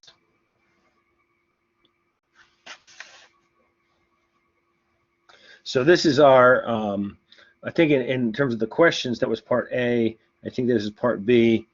And part C was no. Because it says only B goes toward the goal, or the target. A gets cast off to the side, right? So A is going to come down this way right here. B is kind of going in that general direction. But the way that she drew the thing initially looked kind of weird, right? If you'll recall. It looked like it's like not exactly going towards the center there, but I guess, yeah, kind of sort of center.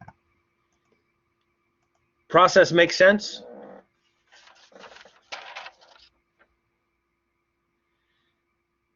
I put some people to sleep, didn't I? Snooze town.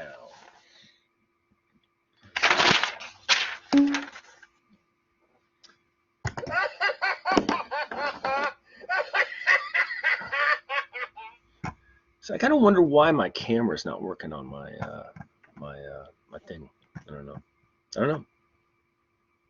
Can't tell you. Got requests?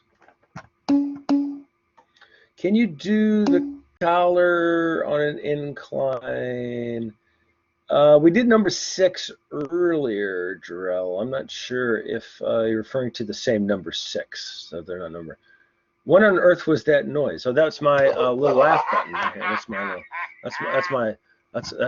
my laugh thing here, because I got bored last semester.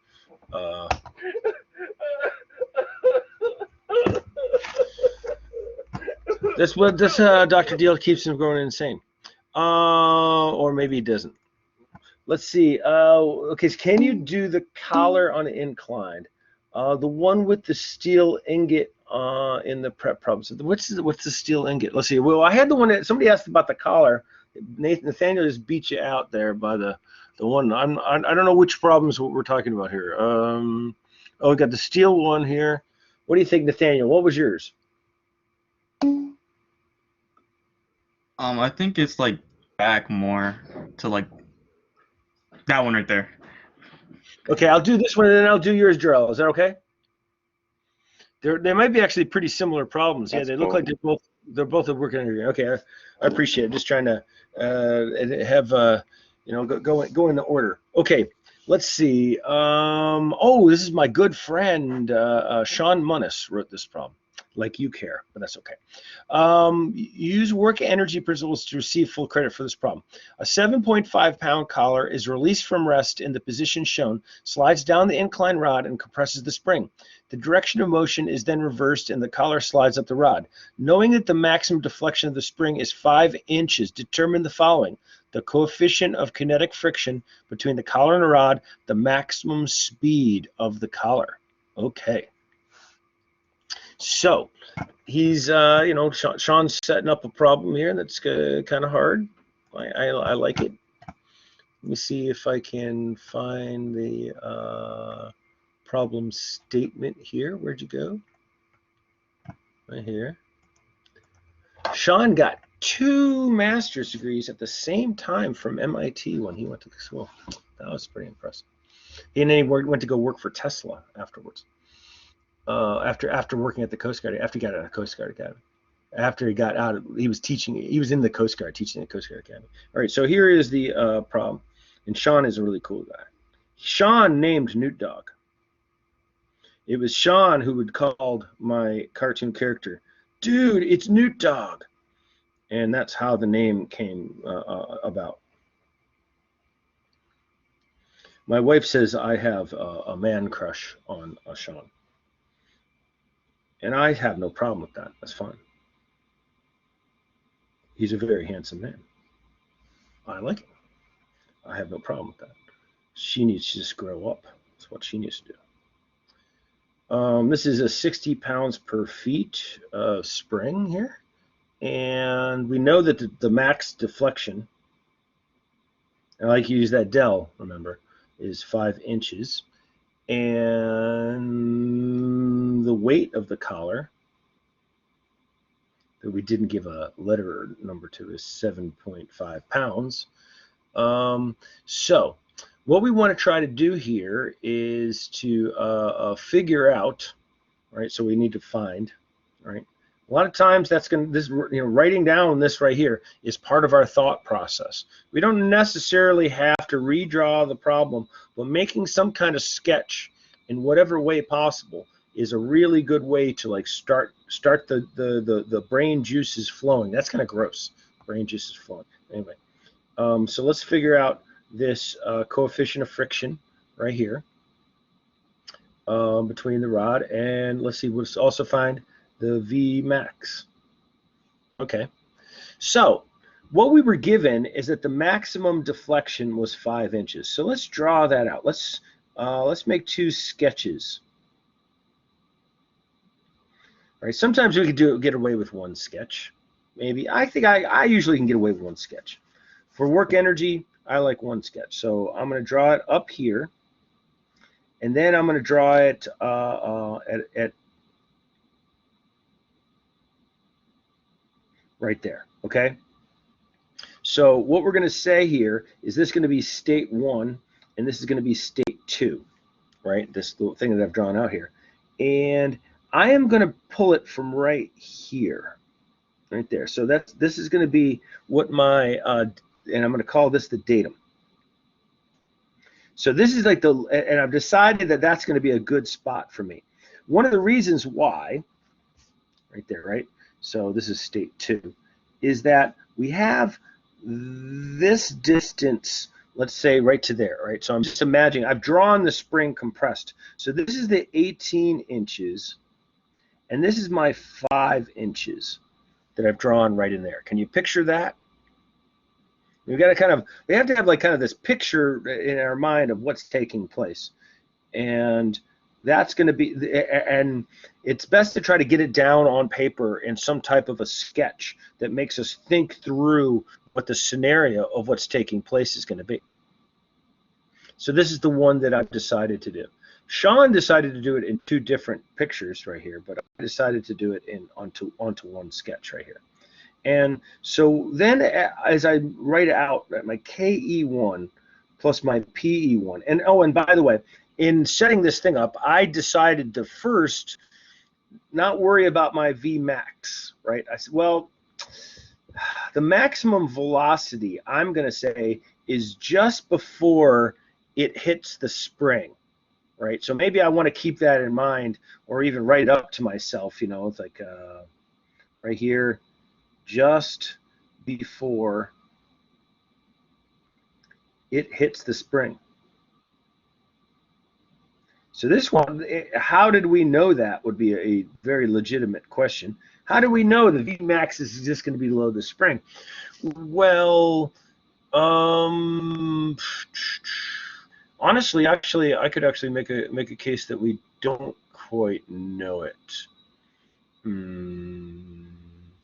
It's going to be I think we could agree that it's going to be accelerating until it hits here. It's not going to be accelerating at the, you know, because the friction is going to reduce its acceleration.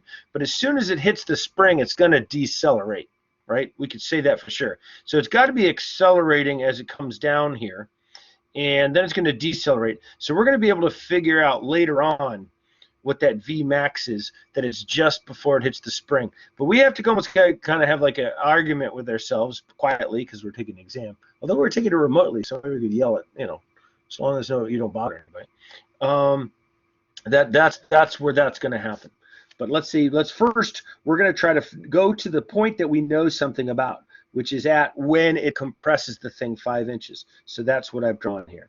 So I'm going to write out my basic equation for this thing.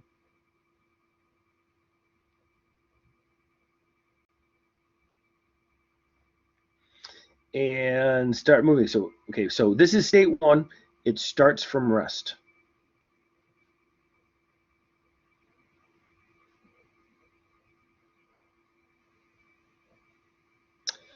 The initial potential energy is going to be all about the gravity, right? It's up here at this state, it's down here, so the gravitational potential energy here at the datum is 0 at point 2, although it does have spring potential energy at the end. But right here at the beginning, it's all about how high it started. So it's just going to be mg delta y. We could also say that it's weight times delta y. Our delta y, maybe we could put that over there, is going to be 5 plus 18. I said 18. But it's going to be the sine of 30. Let's divide it by 12 and make it into feet, because that's really nice. It's nice to keep everything in terms of feet. When it might not matter at this stage, but we'll do it anyway. So that's going to be 5 and 18. I should be able to, I still did it wrong. 5 and 18. There you go. 23 divided by 12 is 1.917 feet. So we have 7.5, 1.917, and I have 14.38 foot-pounds. There we go. U1 to 2 is going to, now this is all going to be friction losses, right? Those are all going to be the losses due to friction. Isn't delta y negative?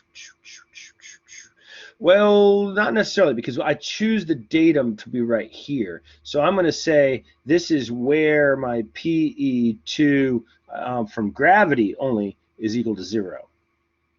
Right? So I'm measuring from right here. So I could just say the change is going to be from up to there, right? So maybe I don't even want to say delta y. I'm sorry. Maybe I should just go y.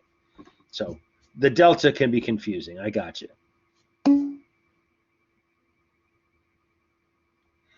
And yeah, no, you're welcome. Okay, so the friction is going to remove energy, right? And it's going to be times the distance that the thing has traveled.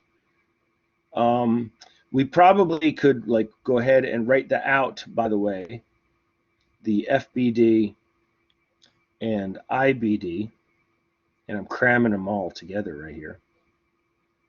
right? Where we have, like, here's going to be friction is coming in that direction, but we have normal in this direction and friction in that direction, and it's probably decelerating, accelerating. It was actually accelerating in both directions right there, right? No, it can't accelerate in that direction. So this is mass times acceleration onto the thing. So this could be the weight right there, but, and I get these wrong sometimes, so I got to be careful. That's 30, and that's 30. Yeah, that should be, that's 30 degrees right there. So summation of forces, I'll go x prime, y prime is part of that. Summation of forces in my y prime direction is mass times acceleration in the y prime. So it's 0 right in there. So I can say that we have negative weight times the cosine. Is that right? Is that true? Yeah, cosine of 30 plus my Fn. So I can have my Fn is going to be equal to, should be 7.5 times the cosine of 30.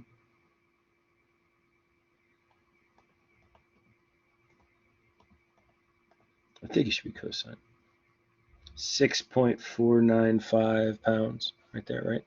So we're going to go negative coefficient of friction times our 6.495 times our distance that it has traveled, which is going to be the 18 plus 5. So that's going to be the, make sure we're in pounds, in feet right there. So we're going to have negative coefficient of friction times 5 and 18. I know that it's going to be 23, so I don't know why I just did that, but it's okay. And then multiply. So that's going to be 12.45. Okay, so we're looking to the place where this thing pauses right here. So the KE2 is again going to be 0. And the potential energy, when we get to the bottom, although it's at the datum, it's going to be compressing the spring. So we get 1/2 K del 2 squared. This is the max right there. And they told us that, okay, so it was 1/2 K was 60. Our del was 5, but remember that it needs to be in feet because this was pounds per foot.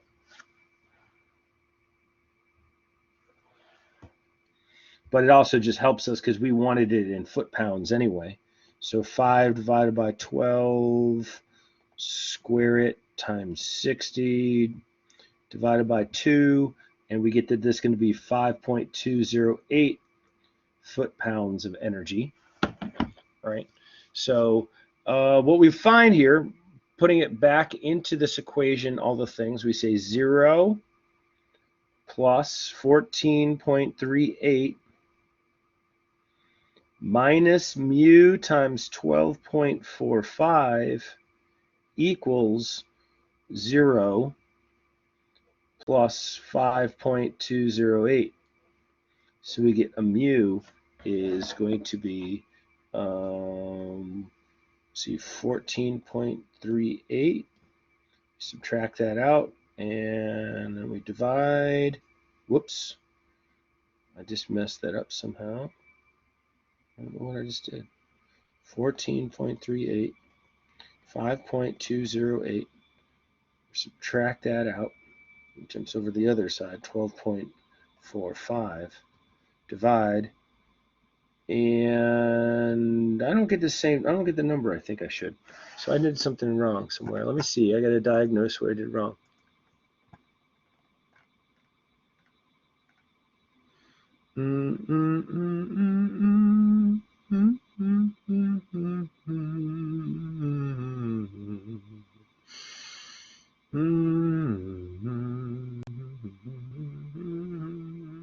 Okay, I'm saying that I made a mistake up here. Huh.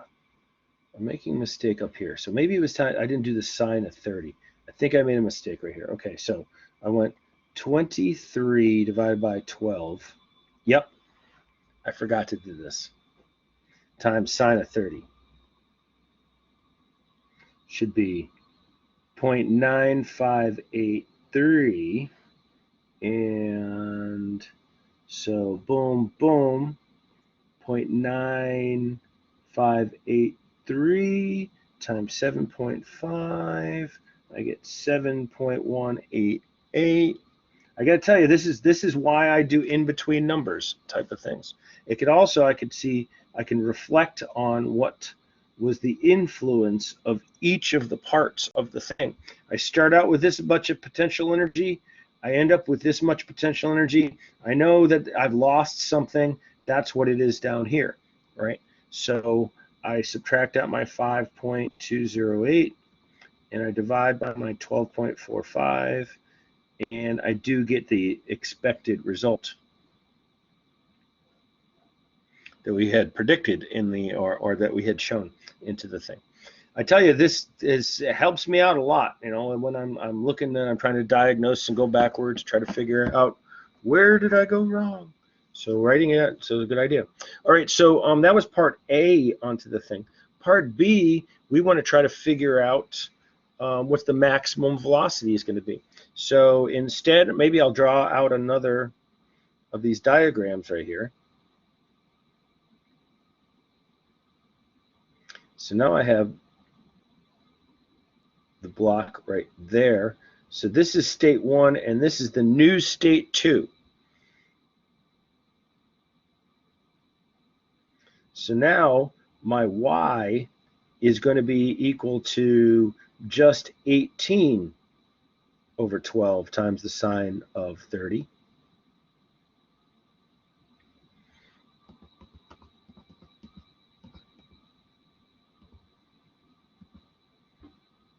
And that's going to be 0.75 feet. And so I'm doing all the same things, right? Okay, so KE1 plus PE1 plus U1 to 2 is equal to KE2 plus PE2. I'm trying to I'll squeeze it onto one piece of paper, which is not a good idea to do. But anyway, we start out with KE1 is going to be equal to 0. PE1 is going to be the weight times the y. So 7.5 times my 0.75.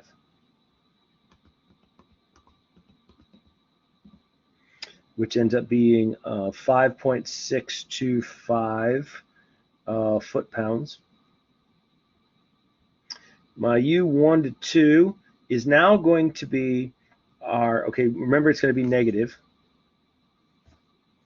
It's negative coefficient of friction times the normal force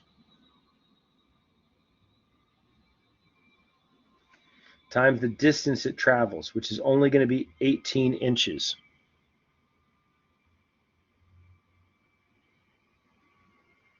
So 0.159, 6.495, 18, 12 divided, and I get a negative 1.549. Again, these are foot-pounds.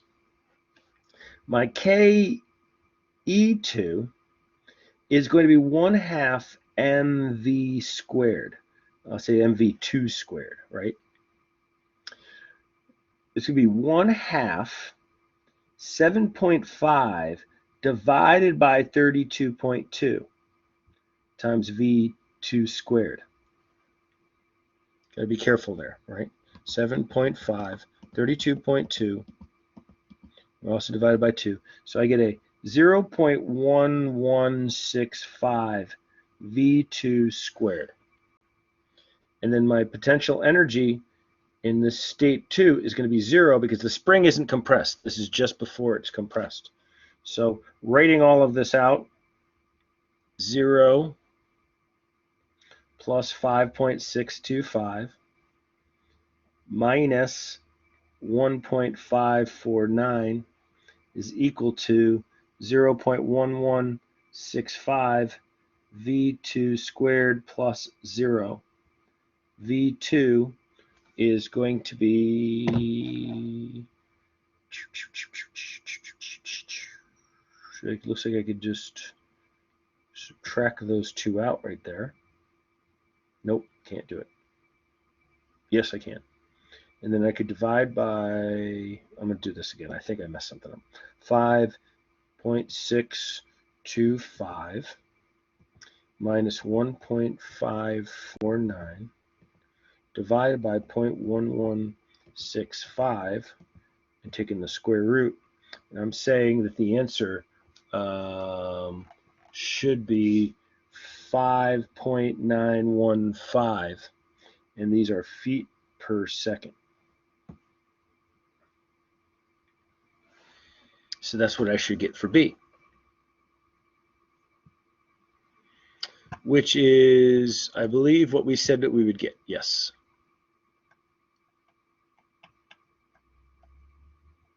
If we do the ingot one, we've got to figure out what an ingot is.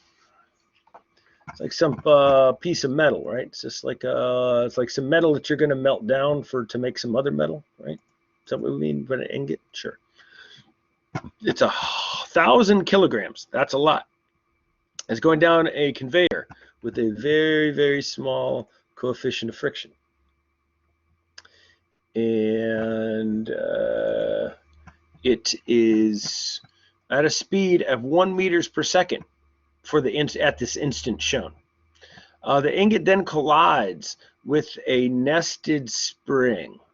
And this thing looks almost like it's on an angle, but it must be horizontal, I'm guessing. Okay.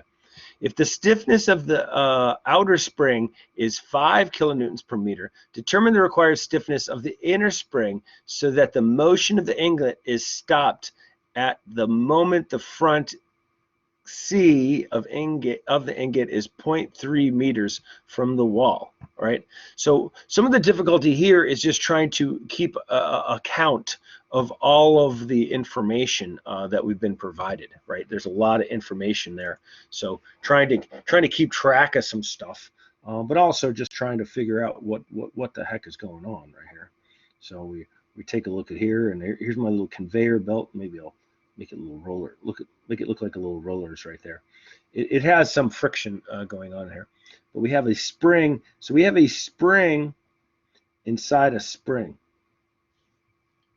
And to make it more confusing, they have different lengths right here, right? So this is 0.5 meters, and this is 0.45 meters, and this is Ka. Yeah, that's the outside one is Ka, and the inside one is Kb.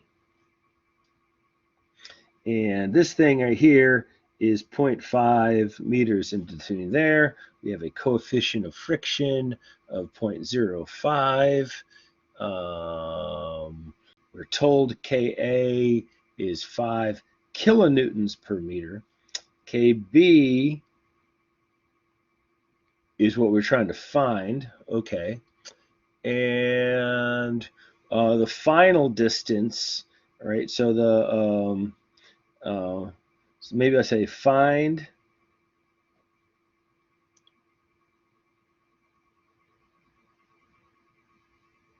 also I need to know that this thing is equal to 1,000 kilograms, and it's traveling at 1 meter per second. Okay. At I don't know, we'll just call this X. X equals 0.3 meters. Okay, so what we know about this thing is that it's going to, the total travel that it's going to make. Well, let's just go through the thing right here. I want to think about making a diagram here, but I'm not sure the diagram is going to make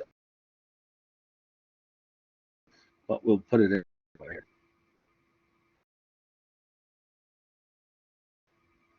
This is state 1. This is state 2.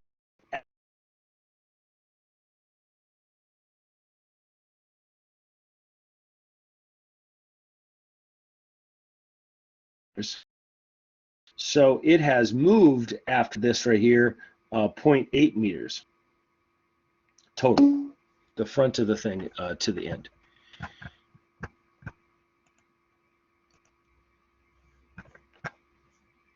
The video quality is poor. I'm sorry.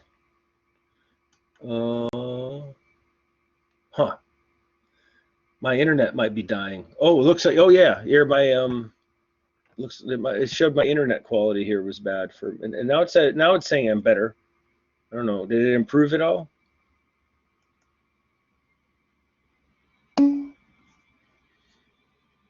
Okay, sorry about that. Okay, I got to be done here in a couple minutes because it's going on 2 hours and 2 minutes here. So anyway, let's write out the thing. KE1 plus PE1 plus U1 to 2 is going to be equal to KE2 plus PE2. So my KE1 is going to be 1/2 mV1 squared, or so we can do that in our heads, right? That's 500 Newton meters.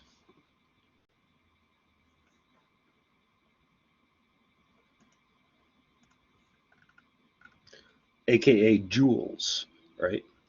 Our potential energy at state 1 is 0. It's not changing anything in gravitationally. It's not moving up and down, even though we might have kind of made it look a little bit slopey. It's not. It's going to have potential energy later on.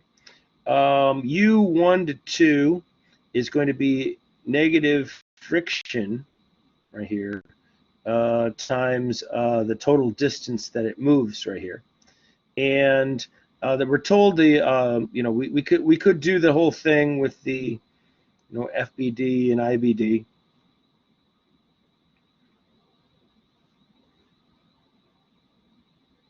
But we just know, that we know that the weight is going to be the Fn is going to be equal to the weight. So let's take 1,000. Oh, the coefficient of friction. Let's take the coefficient of friction, or let me write the thing out. Right. Let's not be lazy. Fn times d right here. So it's going to be the negative 0.05, 1,000, 9.81, and the distance that it's going to move is going to be 0.8 meters. So we have 0.05, 1,000, 9.81, and 0.8. So I get that that's going to be 392.4 Newton meters. My KE2 is going to be 0. It's going to stop. And then my PE2 is going to be 1/2 KA del A2 squared plus 1/2 KB del B2 squared. And you're going to ask, well, how much is that going to be? Well, look back at the original lengths of the thing, right? Del A2 is going to compress from 0.5 to 0.3. So that means it's going to be 0.2 meters. Del B2 is going to be from 0.45 to 0.3, right? So it's going to compress 0.15 meters. So we can plug these guys in here. And notice that these are kilonewtons per meter. So this can be 5,000 times 0.2 squared plus 1/2, and then this one is unknown. That's what we're trying to find. KB B, and this is 0.015 squared.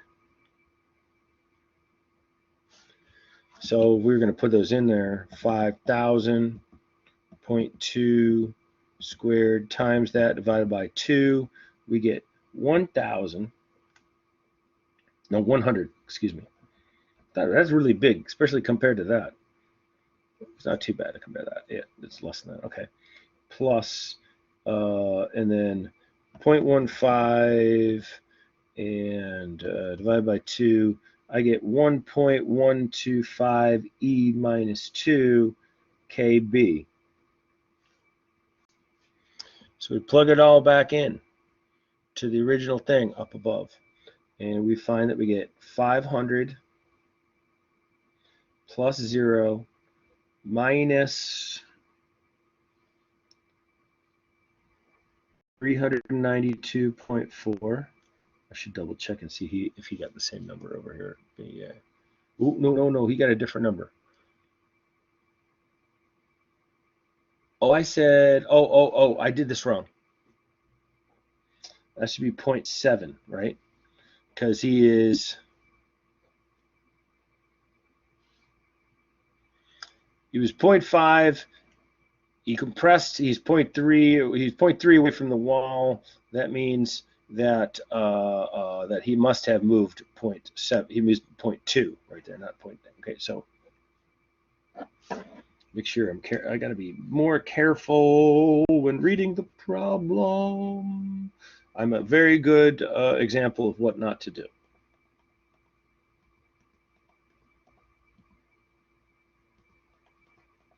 I think I just accidentally plugged the same number in twice. Nope, I got it. Okay. Negative 336. Whoa, I've still got it wrong. What did I do?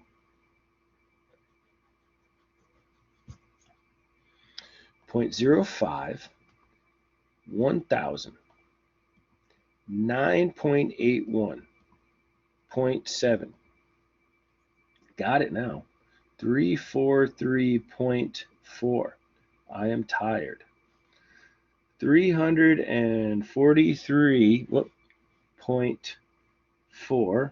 That's going to be equal to kinetic energy 0, but the potential energy is at 100 plus 1.125 E minus 2 KB. So let's see. We subtract out that 500 over here. Subtract out another 100. That comes over that side. And now we just need to divide that by the 1.125. And I get KB is equal to, is that true? That seems like a lot.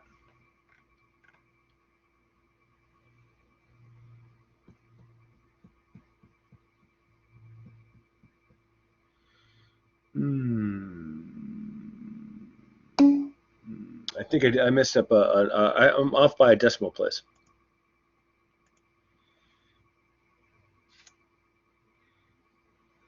Oh, was this 5,000?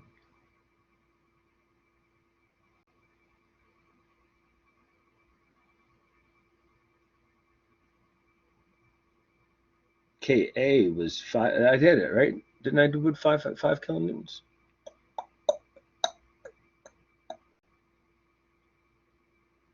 I'm off by a decimal place. I don't know where I did it. Yeah, something like that.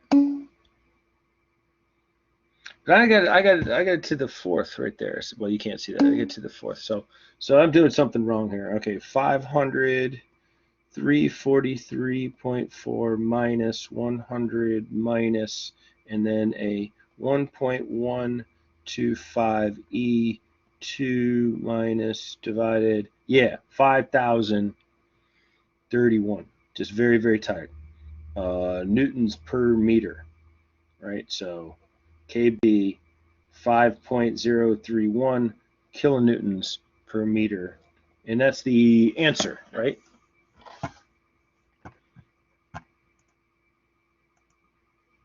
Yay. Okay. Okay, I got to go too. So, can you explain how you got 0.7 again? Absolutely.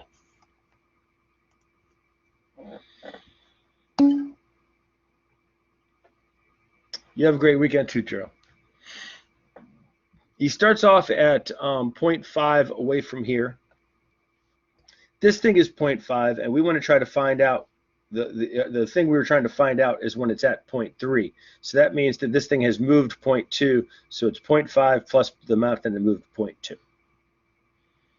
So that's why when we went to go see how much distance it had moved, with the resisting the friction force, it was 0.7.